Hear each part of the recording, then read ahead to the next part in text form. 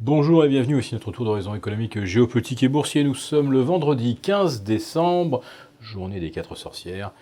Et pour comprendre comment tourne la planète finance, c'est sur la bourse au quotidien et nulle part ailleurs. Et l'épisode du jour s'intitulera assez naturellement 4 sorcières, mais 0 sortilège.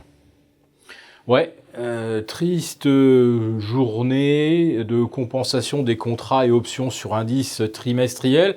Généralement, et en fin d'année, cette journée technique donne lieu à des arbitrages et surtout à des opérations d'habillage de bilan qui ont pour effet de faire flamber les cours et parfois même c'est l'occasion de permettre aux indices d'atteindre des seuils psychologiques. Alors on y croyait encore lundi, lorsque le CAC 40 s'est hissé au-delà des 5004, puis des 5425 mardi, et depuis, plus rien.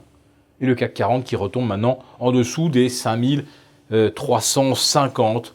En fait, on est coincé depuis la mi-novembre dans cette espèce de corridor 5320, 5420, plus étroitement 5350, 5400.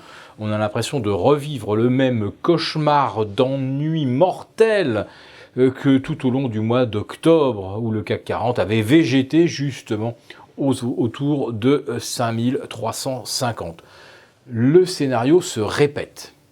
Mais à Wall Street, on avait bon espoir, puisqu'hier soir, et peu après l'ouverture, le Dow Jones battait un nouveau record à 24 670, et on se disait, c'est bien parti, ils vont nous l'emmener à 25 000 pour les 4 sorcières. Et puis, plus rien.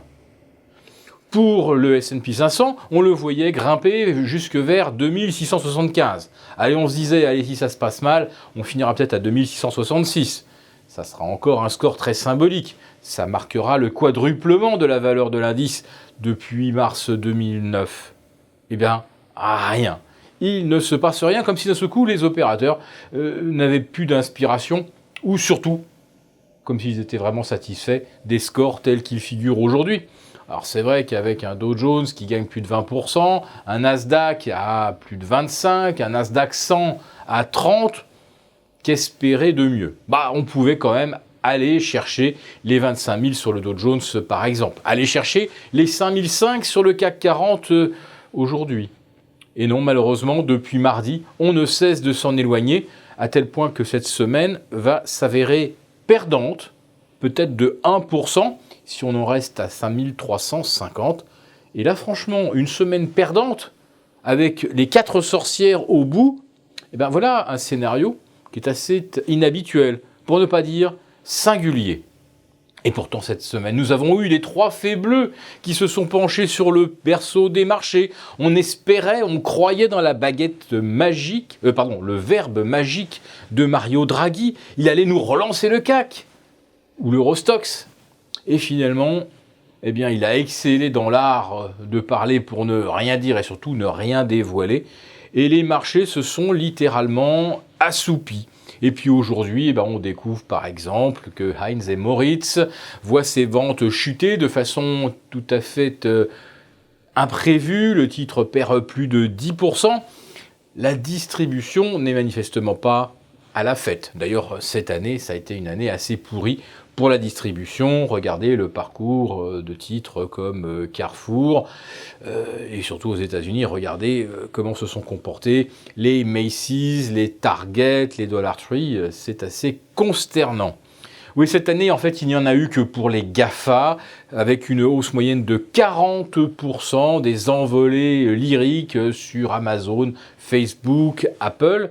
Et on s'aperçoit qu'hier soir, alors que les indices US semblent perdre quelque part leur inspiration haussière, les GAFA, elles, n'ont une nouvelle fois rien lâché. Autrement dit, ce sont des marchés complètement benchmarkés.